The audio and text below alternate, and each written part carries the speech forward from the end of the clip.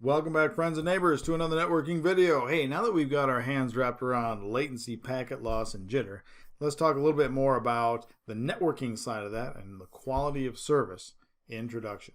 So what is QoS, or quality of service? Well, to begin with, it's sort of a network design concept.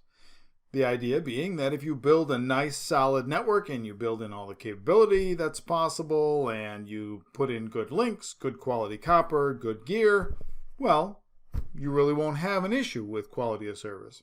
All your applications will run really well. If you're running voice over IP, no latency or delay problems at all. Now, as a process beyond network design, really what we're trying to do is take a look at how well our network is designed and what applications we have running. Any first step into a network design process is really a bunch of research into what everybody's doing on the network, what they're using it for, what applications are running, and how well those applications perform.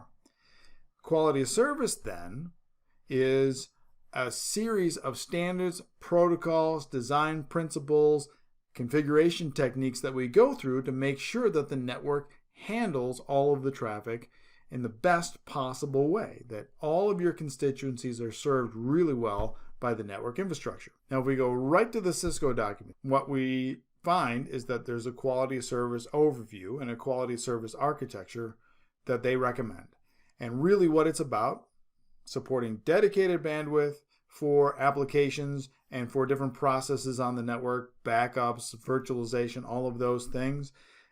Improving loss characteristics. Remember that packet loss is a bad thing, and so we're trying to make sure that we minimize our errors. You're trying to minimize congestion.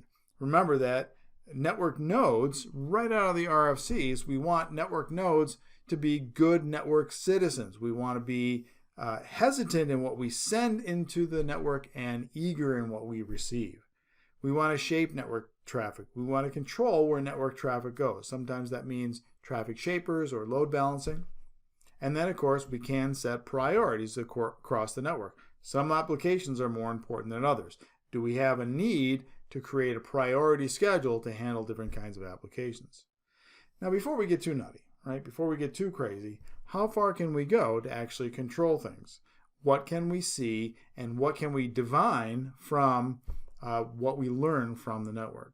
So we're going to sort of take the 30,000 foot view of quality of service. You can think about quality of service in as small a picture as you want or as large a picture as you want. When you're dealing with a single network element, right, say a switch or a router, well, we might be talking about the queuing strategy that you have. We might be talking about your error control. We might be talking about the decisions that you make. That's why the design model has different layers in it that include core networks that don't do a whole lot of processing at all, because in those layers, what we're interested in is high speed processing. We can employ signaling techniques. So let's say that we're now talking not about one switch or one router, but a whole bunch of routers that are in the topology connected to each other. And in that case, do we want the routers to talk to each other about controlling congestion, about prioritizing a particular kind of traffic? This is a really, really good question. And then we've got policing or management functions that control the traffic. And we'll talk a little bit more about those later on.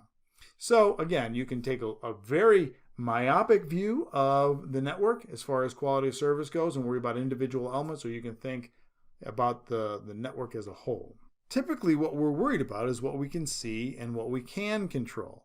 I'll make note of this right now. There are some things that are completely out of your control, right? If you are going to send traffic across the internet, you can control a lot about what's on one end and maybe what's going on the other end. If it's, say, a sister site or something like that. But between you and that destination across the public internet, you don't have a whole lot of control. So that's what we mean by what we can control. What can we see? Well, we can look at traffic. We can also take a look at network devices and get statistics about how well they're performing. The big software-defined WAN, SD-WAN, that's what it's all about, understanding what's going on in your WAN connections. So that's one example of trying to look into devices and understand what's going on. Now, let's say that we're dealing with a device that we don't control. Is there a way to somehow manipulate traffic going in and out of that device? And it turns out that there is. You can control traffic that's heading to the device or traffic that's coming from the device. And in that way, even though you don't own the device as a whole, you're sort of controlling traffic that goes through it. And what we're really interested in is how to evaluate performance. And for that, we look at the applications, because really, I'm a networking kind of guy, and I love to talk about networks. But a network without its applications is just really a very lonely set of hardware. And so we're really worried about what's happening with your applications, what's going on with the traffic crossing them. And so that's what we want to evaluate. Now, if we go back a little bit, we take a very traditional view of networking. I hate to break it to you. It breaks my heart every time I think about it. But before the internet, there was the public switched telephone network. And the public switched telephone network was circuit switched. And it had a very particular structure to it and a very particular way of handling connections. And data that flowed across the public switched telephone network was guaranteed by the constant availability of dedicated bandwidth. That is to say, everybody had a 64K channel. That's what you got. The connection was nailed up for the duration of the call, and then we tore that down at the end of the call. So that's a whole thing on circuit switching. Hopefully you get your hands wrapped around that, but basically you dial the phone number and you had the resources allocated to you for the duration of the call. Well, where does that 64K come from?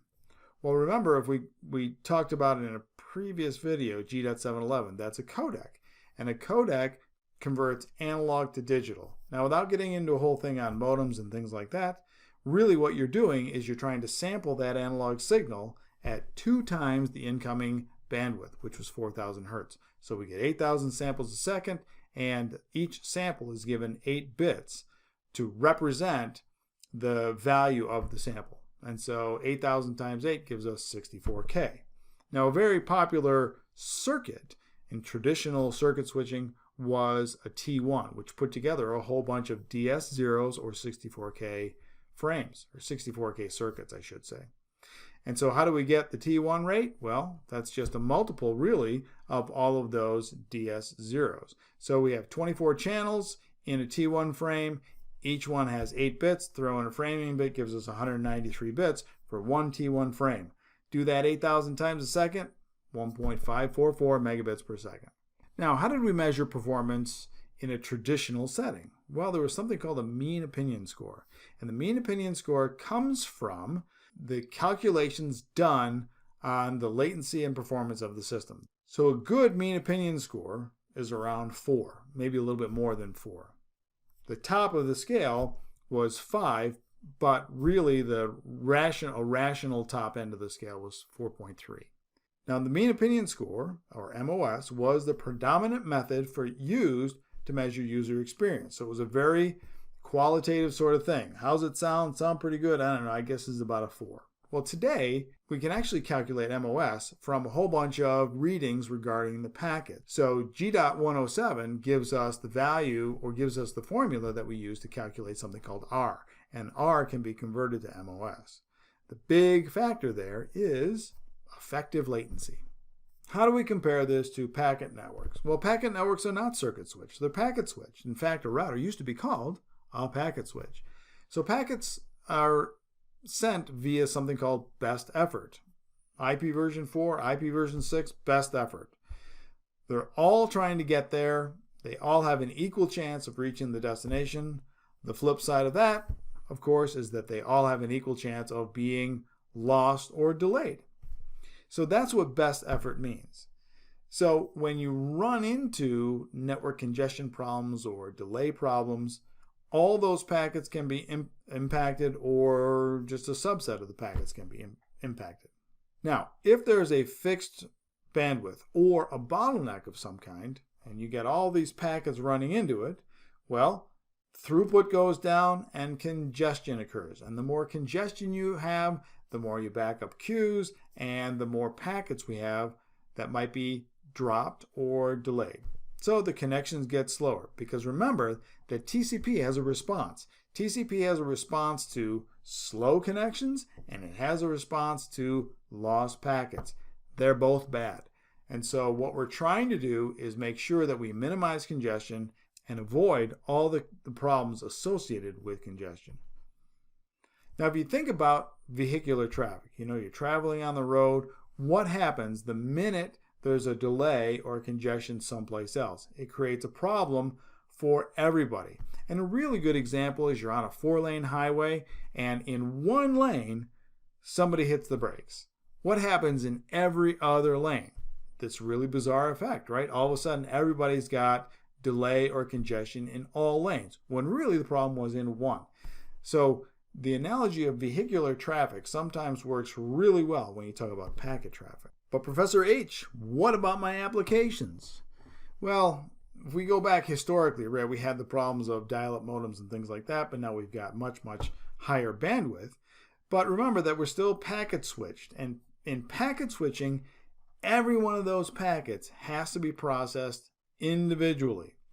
Now, a lot of times we consider flows of packets, which we'll talk about here soon, but each individual packet still has to be processed at layer 2 or at layer 3, sometimes multiple times. And so all of that processing introduces more latency. Now, some applications are much better than others at handling problems with congestion, latency, or even packet loss. So a really good example is voice over IP versus FTP. So voice over IP, you start to have lots and lots of packet loss or lots and lots of latency, the connection is terrible.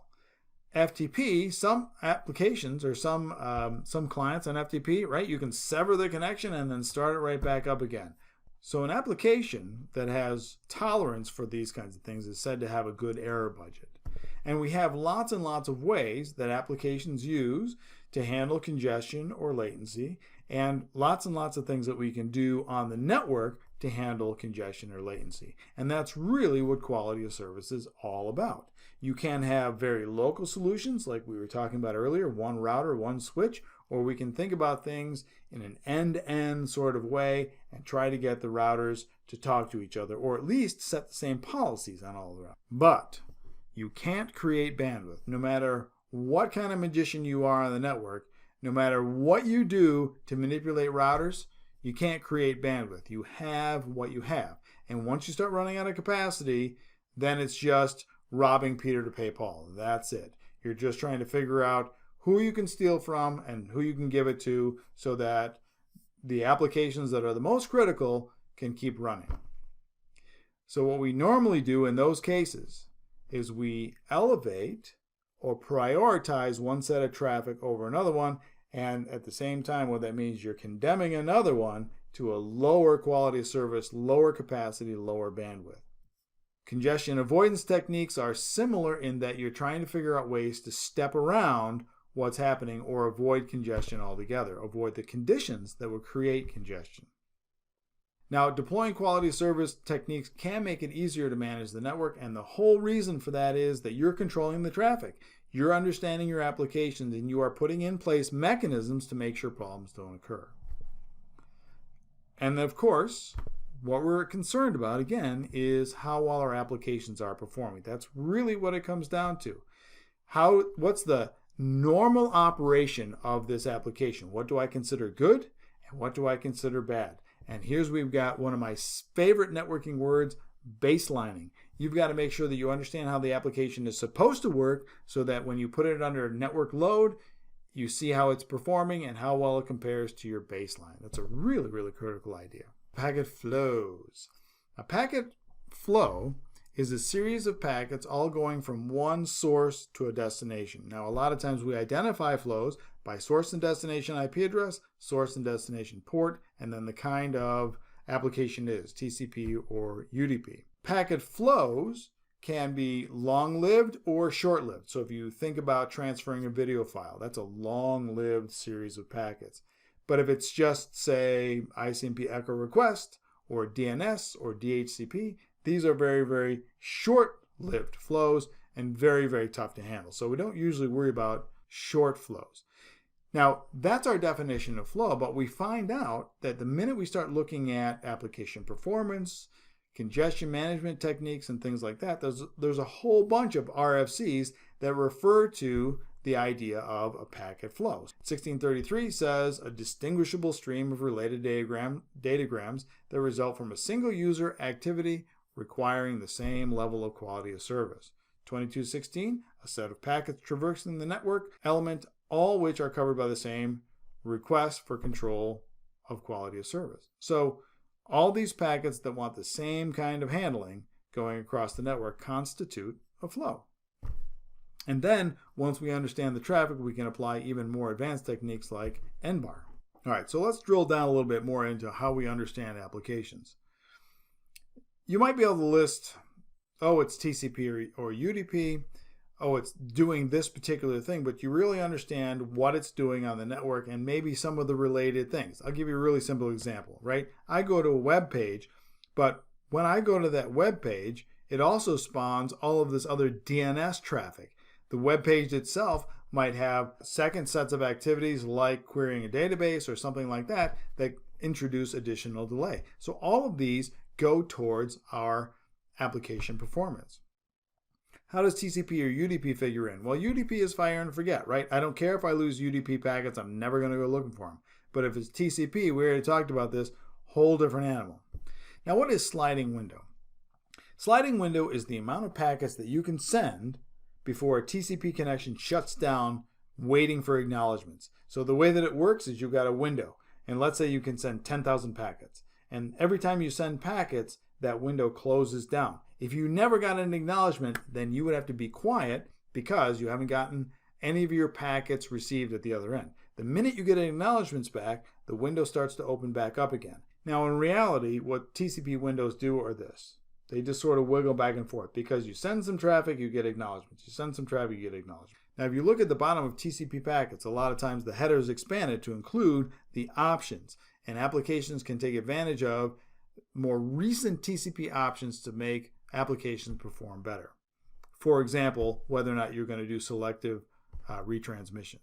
Is the data that you're sending bursty or not so bursty? And what that means is when a request is made, do you send a whole bunch of traffic and then you shut up, and then every once in a while you send a whole bunch more traffic, and then you shut up? Or is it kind of a constant bit rate of traffic? Real time. Is it really, really important that you have really, really low delays, like a voice over IP call? Or is it not so real time, like FTP? Who cares how long FTP takes? As long as it gets there, in a couple of minutes, we're good. Now, there's a cable distribution story that goes something like this. In the early days of cable distribution, users were given a fixed bandwidth. That was what every single user had. And it was throttled at something like 300K. And then the capacity of the network expanded. Oh, you could get as much as a meg. But that megabit capacity was subject to congestion. So maybe you get a megabit, maybe you get 750, maybe you get 500. And what we found out was that when users were fixed at 300K, they knew exactly what their network was going to do, exactly how their applications were going to perform. When you were at 1 meg, and it goes up, and then it goes down, it goes up, it goes down, you never knew how well things were going to be, even though it was always better than it was before. Guess what users did? They got upset because they couldn't have predictable, reliable performance. So it's interesting the user experience indicators that we have too of application performance. Well, what's our approach here? Most network engineers might overbuild, right? We don't want to have quality of service problems at all, so we're going to overbuild. We're going to spend the most money that we can on routers and switches and things like that, and maybe the network gets completely overbuilt for what it was designed for. Maybe they were so concerned with big giant routers that they forgot the cable plant, or they discovered that most of their users were wireless. So what you really have to consider is what your user population is doing and what applications are going to be in use. Even if you have big fat data pipes and massive network capacity, that doesn't get you out of the work of managing the network. You still have to handle those applications and make sure that they're all doing what they're supposed to. Because sometimes, even though you've got massive data pipes, an application can be having performance problems that have nothing to do with network capacity. So a lot of CoS protocols or standards assume that there's limited resources, and they seek to free up resources for high priority or important traffic. And remember, you can't create bandwidth, you can't create speed. So what's the idea here? Well, CoS as a design concept is not that old.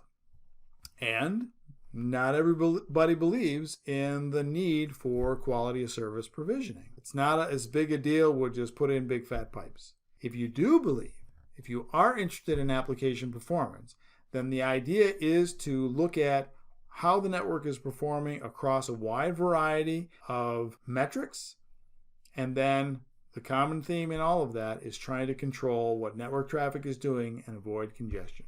Here's a list of some standards and protocols associated with higher performing networks, quality of service. We have 802.1q. We'll talk about that one later on because that's those priority bits. Multi-protocol label switching, MPLS. Differentiated services, resource or reservation protocol, or RSVP. And of course, on the wireless side, we've got 802.11e. But quality of service, type of service, Diff Serv code points, and class of service are more than simply turning on features or mechanisms. They're part of the holistic approach. Good network design, understanding network and its traffic, policies that you're going to put in place, and configuring of your network elements. Hey, thanks for watching. Thanks for listening. I know that this is not the hardcore networking that you're used to getting. It's more about ideas in this particular video. Remember, we talked about an introduction to network problems and quality of service. But hey, like and subscribe if I helped you with some of these ideas. And until next time, may your packets always reach their destinations.